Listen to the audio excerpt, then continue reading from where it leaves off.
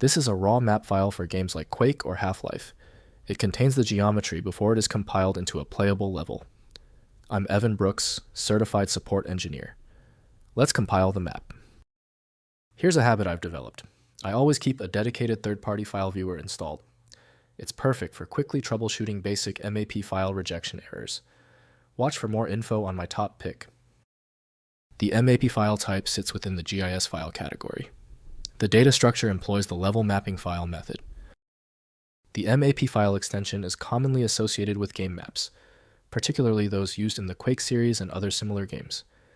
These files contain the layout, textures, and entities that define a specific level or environment within the game. They are essential for creating and customizing gameplay experiences. The MAP file format typically uses a text-based or binary structure to store map data. It includes information about the geometry of the level, the placement of objects and enemies, and the lighting and visual effects. Map editors are used to create and modify these files, allowing developers and modders to design custom levels. Historically, the main tool for managing the MAP type has been Quake by ID software. Windows lacks necessary integrity checks, so safe handling requires approved software. Windows cannot display map symbology or attributes, so external mapping software is required. Begin the search for the specific application handler. Right-click the MAP file and choose Open With. Use Quake first. If it's absent, select another program. This test sequence is essential.